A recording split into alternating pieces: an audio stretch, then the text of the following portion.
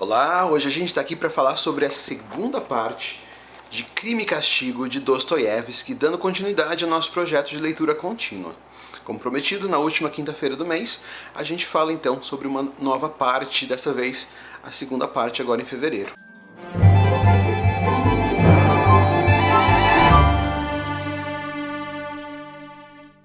E senhores, o que dizer dessa segunda parte, hein? Uau! Nosso herói, e muitas aspas aqui, ele passa durante essa parte inteira por uma questão ali de consciência. Inclusive, de certa forma, essa crise de consciência por causa do crime que ele cometeu ali no final da primeira parte, meio que se reflete ali na saúde dele. Então a gente tem logo ali no primeiro capítulo da primeira parte, o medo ali tremendo dele ser pego, ele não sabe o que faz, se ele se livra das provas ou não. Ele volta para casa dele, esconde tudo ali num buraco ali entre o papel de parede e ele é surpreendido por um chamado da polícia, né? Um mandado ali de que ele precisa se apresentar na delegacia para alguma questão. Ele obviamente pensa logo de que estão suspeitando dele no caso da morte das duas mulheres lá. Ele vai então para a delegacia, conversa ali, ele descobre que uma promissória está sendo cobrada dele, né? Então ele tem uma dívida e essa é a razão pela qual ele foi chamado à delegacia.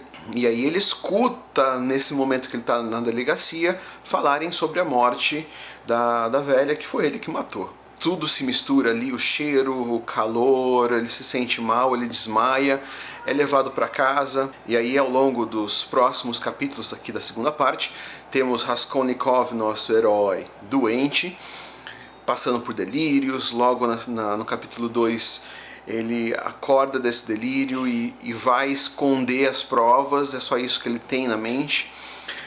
Ele esconde num lugar ali considerado por ele perfeito, acima ali de qualquer suspeita.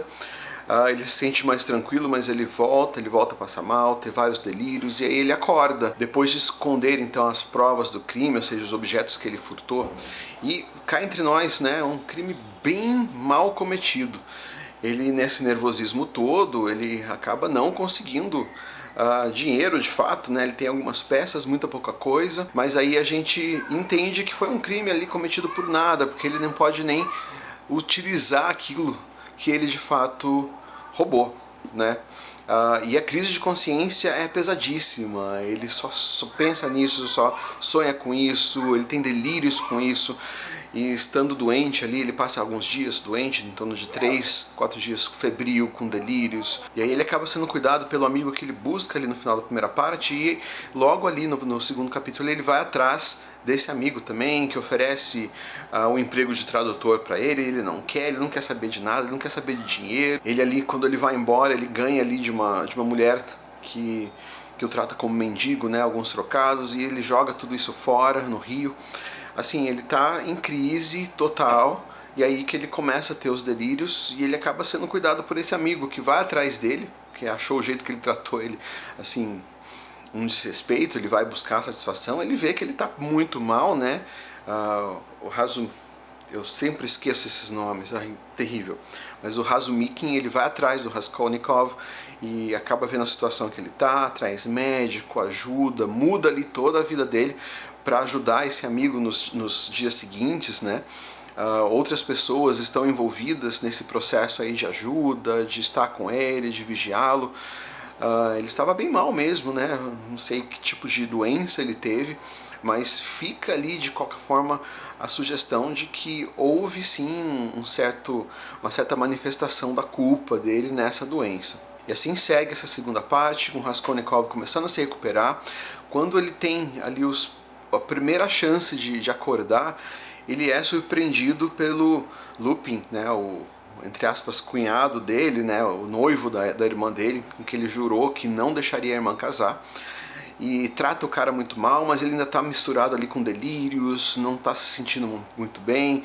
Existe ali alguma conversa que entra nos detalhes da morte da velha, e sempre que falam da morte da velha, Razumikin se pronuncia ou se mostra alterado de alguma forma, e isso levanta algumas suspeitas entre as pessoas ali, inclusive pessoas vinculadas à polícia que estão ali, que são amigos do Razumikin, que estava ajudando ele ali. Então temos ali uma segunda parte bastante tensa, e parece ali que Raskolnikov vai ser descoberto a qualquer momento, e pelo menos é isso que ele acha. Temos então um momento em que Raskolnikov acorda aí depois de 5 dias doente e resolve sair. Ele veste as roupas que o Razumikin tinha comprado para ele com o dinheiro que ele recebeu da mãe, 35 rublos, né? Então 10 rublos ele leva, o Razumikin leva para comprar roupas para o Raskolnikov, que aparentemente não é grato.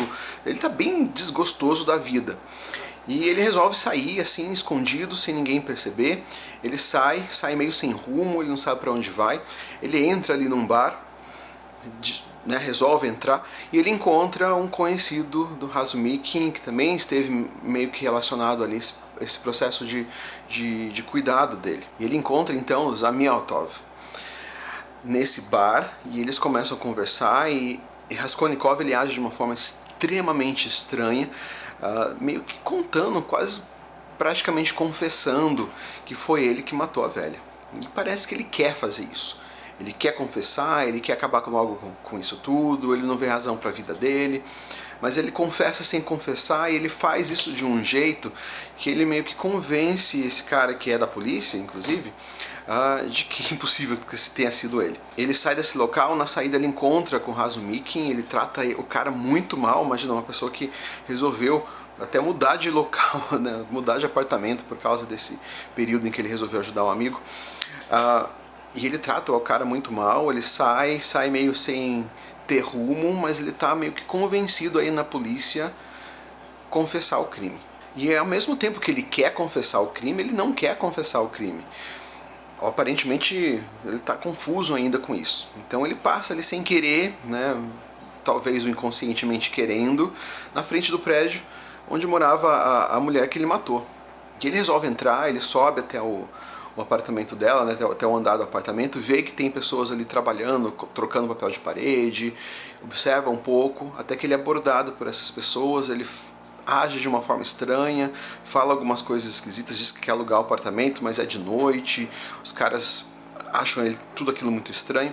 Na saída ele fala com o porteiro, enquanto as pessoas também, e ele sai decididíssimo ali que vai para a polícia confessar. E nesse caminho dele para a polícia confessar, o Marmelotov, enfim, o cara que ele conheceu ali na primeira parte, que contou a vida dele para ele vê o cara atropelado. Foi atropelado por uma carruagem, arrastado ali uns 30 passos, e ele tá à beira da morte, com sangue. E Raskolnikov ele reconhece o cara e diz: eu conheço ele, eu sei onde ele mora aqui, vamos levar ele para casa, eu tenho dinheiro, vou chamar um médico. E ele quer de fato ajudar o cara. E aí ele interage ali com a família do Marmelodov. Raskolnikov ajuda a família, ele dá todo o dinheiro que tinha para a mulher, por causa do enterro, e para ajudá-las aí pelo menos durante um período, né, da vida delas, sem o marido. Nesse processo ele encontra uma razão para a vida. O Raskolnikov encontra uma razão para a vida, e temos então, né, um vislumbrar de que não, eu não preciso me entregar, não é aquela velha que vai acabar com a minha vida, eu vou conseguir seguir adiante a partir daqui. Então ele sai muito confiante, e temos aí uma conversa final do Raskolnikov com Razumikin, em que fica esclarecido de que conversaram sobre ele. Inclusive esse amigo do Razumikin, que é policial, cita aquela conversa que eles tiveram no bar, e que agora ele estava começando a suspeitar do Raskolnikov, mas que agora não suspeita de jeito nenhum.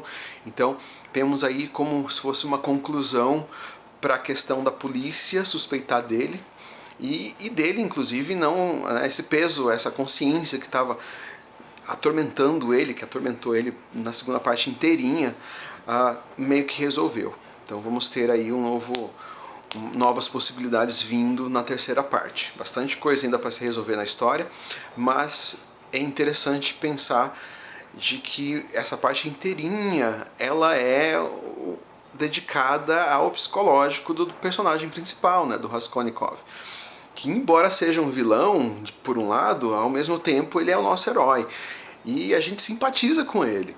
Então a gente entende esse processo de sofrimento, que ele não é uma pessoa ruim, e que ele fez algo talvez sem pensar, e inclusive que não gerou frutos nenhum para ele, a não ser frutos ruins, né? Então esse peso na consciência é como se ele estivesse se castigando.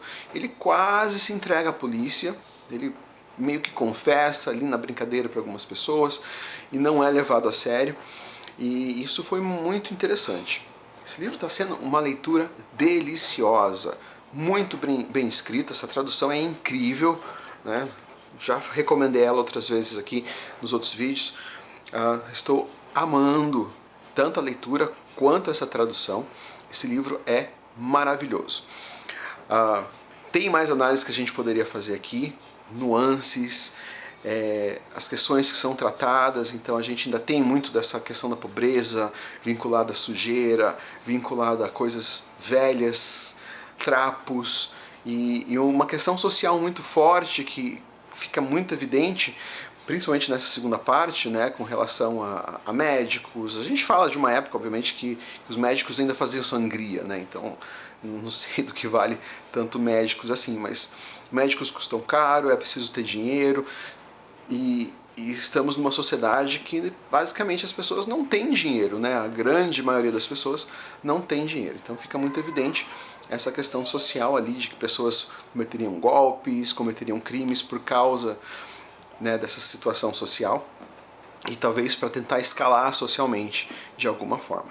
Fica aqui, né, nas entrelinhas enfim, esse retrato social da época.